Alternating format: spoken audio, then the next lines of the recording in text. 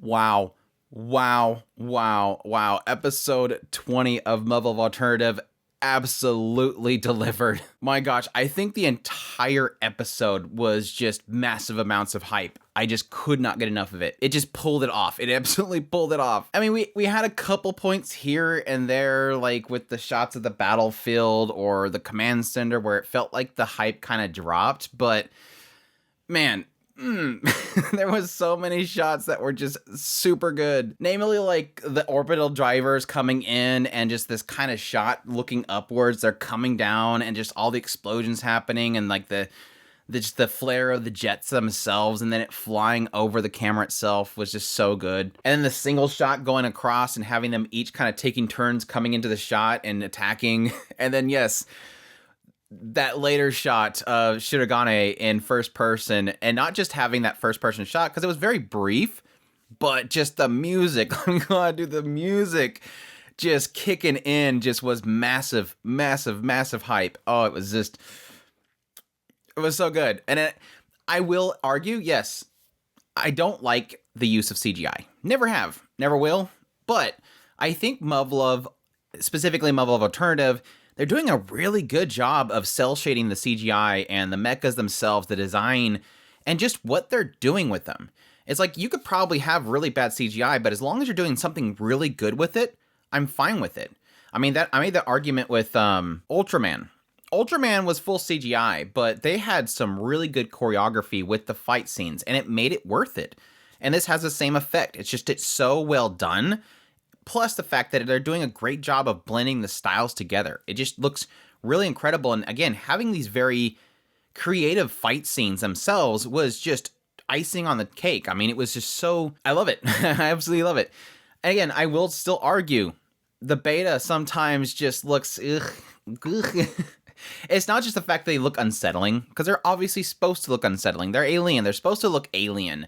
But yes, there's times where you see him and it's almost like this cartoon balloon just kind of sitting in the middle of the battlefield, and these things that are really cool mechas are flying around it with really sharp edges, and you're just afraid they're going to bump into them and pop them. But besides some of the shots of the beta, like it looked so good. I just could not get enough of this episode. So that aside, there really isn't too much to talk about here because it was just really all that. It was just an incredible setup for battle. I mean, we had basically the storming of the beach in the World War II scene, and it was just really well executed. Having them coming into the beach, there was just tons of the laser class just shooting off shots.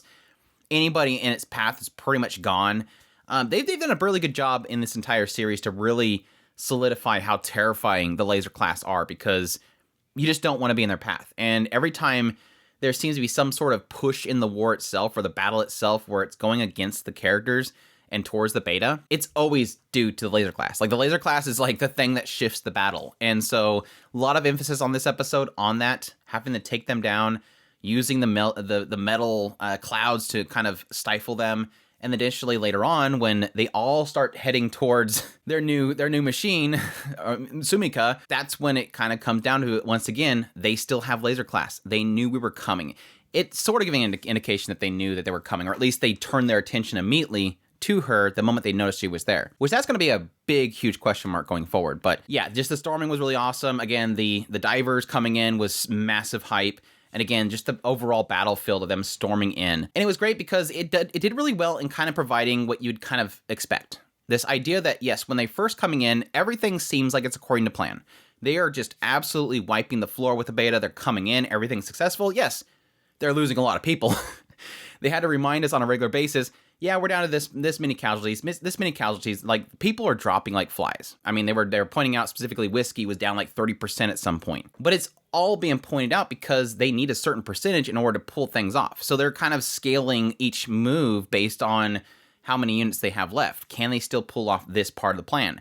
Okay, 30% down, that's fine. Let's keep going. And yes, that all leads to them going underground, thinking everything's whole hunky-dory, and then suddenly, what was it, 40,000 beta come out of nowhere, burrowing through the ground itself and coming to the surface, and that was the turning point. The point in which they're realizing, and this is the weird, interesting part of this whole thing, they're suddenly all going towards Sumika. They're all going to their new unit. And that's raising the big question mark of why? How do they know that she's there? And additionally, the idea that they had laser class ones available. Like they didn't have all the laser class at defense. It's almost like they were keeping some behind. So we're sort of indicating two different things here. One, the possibility that they knew they were coming, and how would they have known that? Or two, do they always keep some laser class on standby, and once they realized that Sumika was there, they knew they had to act? That's the interesting part of this whole thing. And again, how do they know? Is it because, yes, Sumika can read them, but they can also read her? Or is it simply a fact they can kind of detect technology? That seems to be the direction that Kazuki is going with, that they know that there's this new ship coming in, it's flying, and additionally it has new types of computer and technologies within it. Or was Kazuki specifically saying that because she didn't want to reveal to this commander next to her that she already knew? Like, does Kazuki know, and she just doesn't know what to say? Oh, yeah. Well, it is a new ship. Not saying, yeah, well, she can read them, so they can read her. So there you go. Big shock. I don't know how much this guy standing next to Kazuki knows and how much she would actually want to reveal to him. So she's sticking to strictly, this is a new machine, it's a new technology, new computer system. So that's probably what's throwing them off. But I think it's more than that. I actually think it's more than that. But yeah, the flanking was great too. Just this idea of kind of hiding away and then having the forces coming through this kind of choke point and then attacking from behind. Now, interesting thing happened here. As they're waiting, has their system off, they're waiting for the beta to go by because they're all going towards Sumika. The interesting thing that happens, and I really have zero clue what this is indicating, so I'm really curious. Obviously, Shiragani's sitting there, and I was expecting, oh, I'm in a quiet, dark, empty vessel once again. Like, I'm inside of a cockpit, and it's dark again, and it's bringing back memories of when he was in a cockpit before, and this thing came in and get him. But additionally, the other, when he kind of settles himself down, like, no, look, the hypnosis, this should have handled this whole situation. I'm fine. But then eventually he opens his eyes again and it's Maya, and Maya's coming in at him and he's like, what am I doing with Maya? Like, what? What are we doing?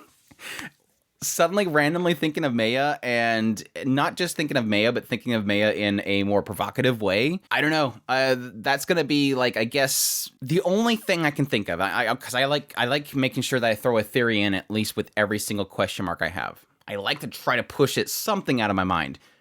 The only speculation I have is, well, if he's thinking about previously when he was inside of a dark cockpit and a beta came in and killed him, what if he's thinking about past resets where maybe he got with Maya? That's the only thing I can think of. Why would they be bringing that stuff up now? That's the big question mark, but that's all I can really think about. But it still is also curious in this idea of like, well, why wouldn't he be thinking about Sumika or somebody else? Why Maya? And again, the only thing I can think of is that this is like a near-death experience, so he's just thinking about past memories or past lives that are kind of coming up to the forefront. Why wouldn't he immediately say, oh yeah, that one time I got with Maya? So it kind of kills it. But yeah, this cuts to them cutting in, taking out a bunch of the beta, going towards a laser class. Fantastic first-person perspective. The music just ramping up. I love the music. The music was so good. But yes, eventually he goes, look, Hayase, I will be a diversion for the Fortress class, like they're called Fortress class, while you guys go after the laser class. And she's like, are you sure you want to do that? You're not trying to make up for something? And yeah, he's like, no, I'm good. Go. And that's where we kind of leave it.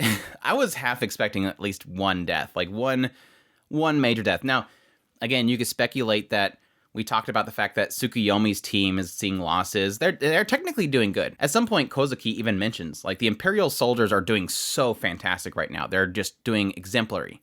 And the commander guy's like, you got to realize retaking this has like a personal thing. Like, we so badly, for the sake of the Empire, we have to take this back. This is a personal thing. This isn't just a battle for us. This isn't just a battle against the beta.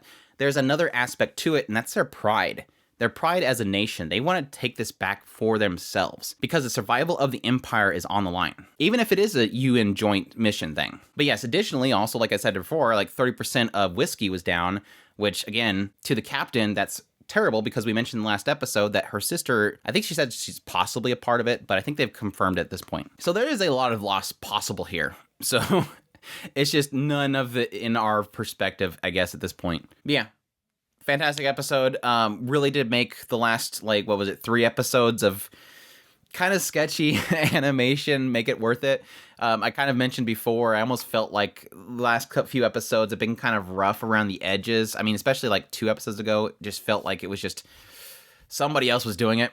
but I almost felt like it was all being poured into this one episode. Now, granted, this episode's mostly going to be the CGI team, so the CGI team isn't going to be working on both of them at the same time, but they could have some crossover. You could have a lot of animators that are working on the CGI stuff as well, depending on what their expertise is in, but still, really incredible episode, massive hype, great music, great perspective shots, great choreography, and then, yes, kind of building up this suspense of why does the beta know about Sumika, and why exactly they going after him? And again, why is he thinking about Maya? Anyways, hope you guys enjoyed this video. As always, if you did, make sure to hit that like button down below. Comment, let me know how the episode was. It hype as for you as it was for me? It seemed like the Discord was getting pretty hype with me, so I know I'm not alone. But additionally, if you're new to the channel and you want to get all my content, I have a subscription button there that you can hit so you can get all of it. I do news reviews, first impressions, top lists. If it's anime, it's pretty much here. Additionally, if you want to support the channel more, we have a Patreon link, a tips link, and a super thanks button down below. I greatly appreciate it, but it does. And y'all take care.